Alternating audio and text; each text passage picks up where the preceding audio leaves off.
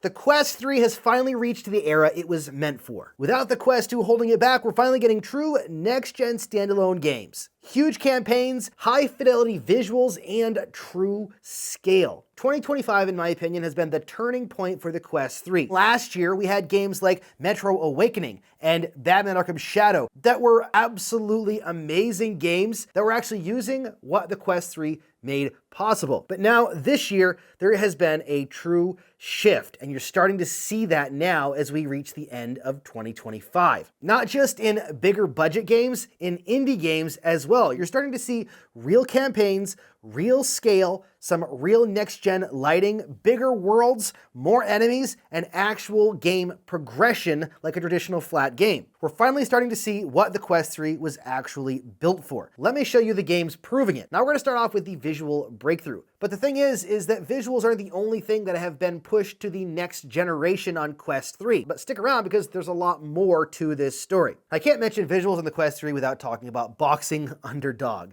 It's possibly the best character rendering on the Quest 3. The physics and real-time damage and deformation is absolutely insane, and it's even got shadows and lighting effects. Add the photogrammetry for the environments, and you have got a stunning showpiece of a game that feels like it shouldn't even exist on the Quest 3. Back when I started playing the original Quest, this wasn't even in my mind that this could be possible on a standalone headset. Boxing Underdog proves that visuals on the Quest 3 can be amazing, but it's not the only game that does it. Memoriam launched recently on the Quest as well, and it's a horror-based game in the vein of Dead Space, if you will. And while the whole game isn't stunning like a PC VR title, a lot of what it does really well. It has a nice long campaign to it, and it plays beautifully, even though I'm too much of a wuss to finish the actual game. But the lighting effects that they did in this game, and even some of the shadow stuff that they did with the enemies and characters in the game, really help sell the atmosphere in VR on the Quest 3. Now, I can't mention space games and visuals on Quest 3 without mentioning Quantum Void. This game I played in the channel a while ago, and it is I don't even know how they did this. This is like taking red matter on steroids and putting it on the Quest 3. The visuals are absolutely stunning on this game. By the way, if you want to check out any of these games, there's a link down in the description to check them out so you don't have to try to search for them to find them. But Quantum Void, if you haven't played it, stunning showpiece in VR for the Quest 3. It actually shows what's possible from a single developer with a very small team, which is absolutely nuts. One of the biggest things that can pull you out of VR is not frame rate and it's not visuals. It's comfort. That's why I've been testing this new custom facial interface from a company called Oblik Design. And it's honestly one of the coolest pieces of VR tech I've seen. Instead of just picking a size, you actually scan your face using your iPhone. Oblik builds a completely custom interface shaped exactly to your features, so it seals perfectly and blocks out all of that stray light. The result is actually pretty wild. It feels like the headset was made for me. I can play longer, the pressure is even, plus you can pick your colors. The frame and the padding can each be customized, which is a nice touch. Yes, it is a bit pricier up front, around $89 in the US with shipping, but that includes the custom design fee. After that, any future replacements are just $30, so once it's built for you, you're set. If you take VR seriously or you just want a next level fit for your Quest 3, I'll put links down in the description for you to check out Oblik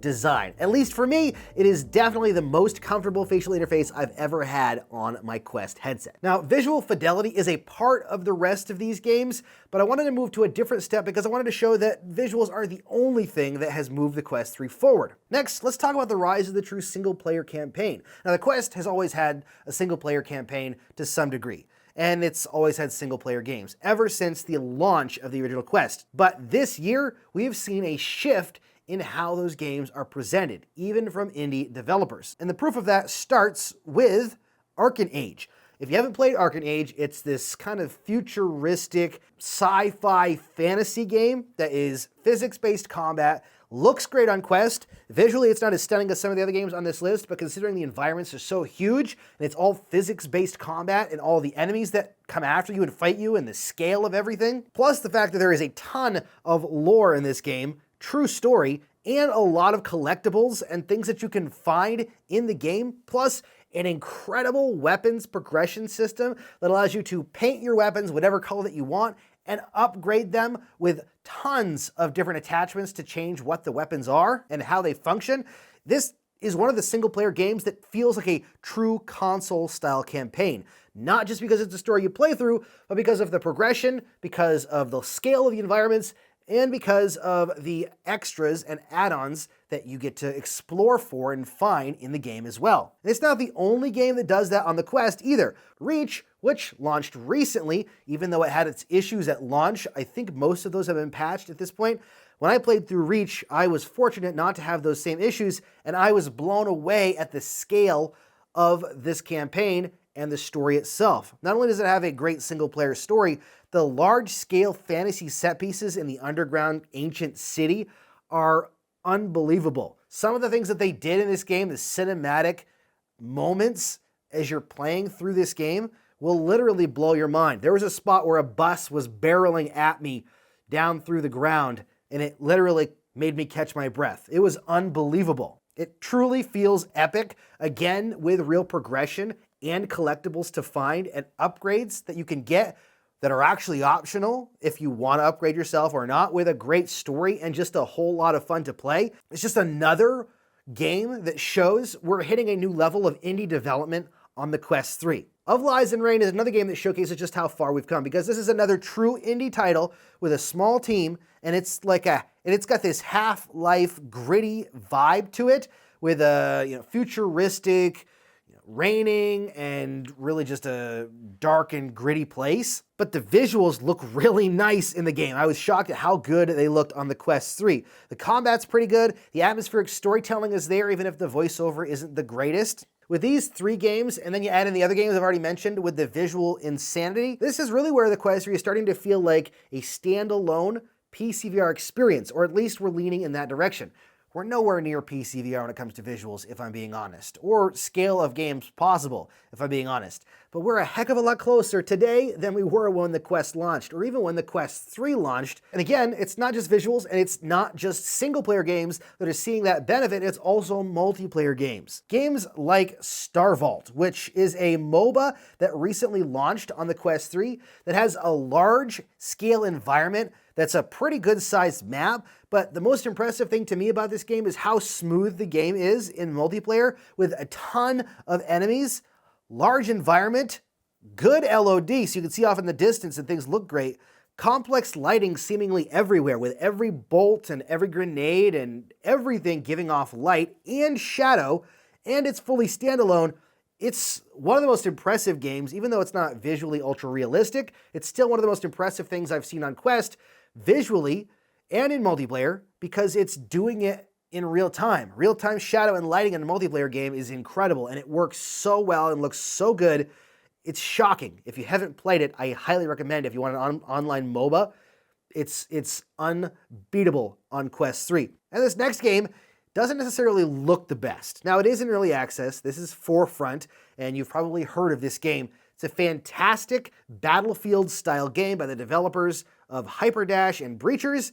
It's a 32-player battle that you get to jump in and join on a massive scale map. But here's the kicker. You get land, air, and sea vehicles. And again, all done by an indie team. This is the future of online first-person shooters in VR on Quest, because the scale is there, the ability to grab different vehicles is there, different weapons, 32 players. It's unbelievable, really. If you haven't played it, you need to play it because it's unbelievable. Now, I'm sure the visuals will get better as it goes. It doesn't look fantastic on Quest right now because it is in early access, but you can't beat 32-player battles on a massive map with vehicles. It's crazy.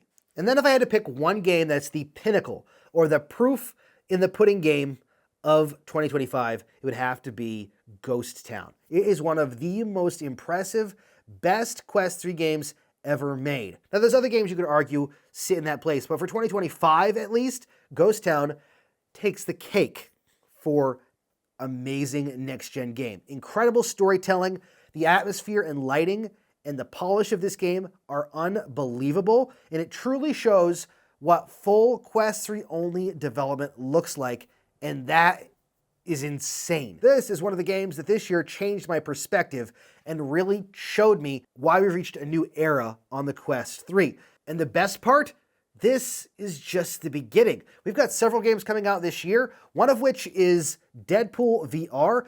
Now, I'm not sure 100% how this game is going to be. I did play a demo of it a while back, and I can't comment on a lot of it, but let me just say that the art style works really well and it's very fast-paced and kinetic. This is a meta title, so it's going to be high production value and it's likely going to be extremely well done, even if there's not things like real-time shadows and incredible lighting. But I'm really hoping for a long campaign in this game and a really fun, well-built fighting game that's unique and has a lot of cool elements to it. The other game that's coming out is Thief: Legacy of Shadows.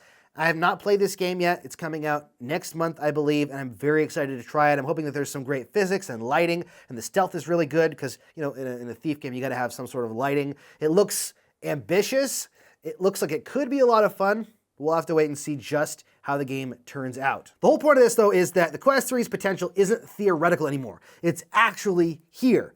These games are proof that we're finally in the era that the Quest 3 was meant for in the beginning. If you're judging the Quest 3 on its launch lineup or games that you played right after it launched, you're really missing out. I highly recommend checking out the games down in the description if you want to check out some truly next-gen Quest 3 games, and hopefully 2026 will bring us even more. But what are your thoughts? Are we really in a new age for Quest 3 like I think we are? Maybe I am completely wrong, but in my opinion, these games, and there's a lot of them on this list, and there's more that I cut from the list for time's sake, prove the point that the Quest 3 has reached a high point. And I think we're gonna keep going up. But let me know what you think down in the comments. Thank you so much for watching. Don't forget to subscribe for more videos, and as always, happy questing.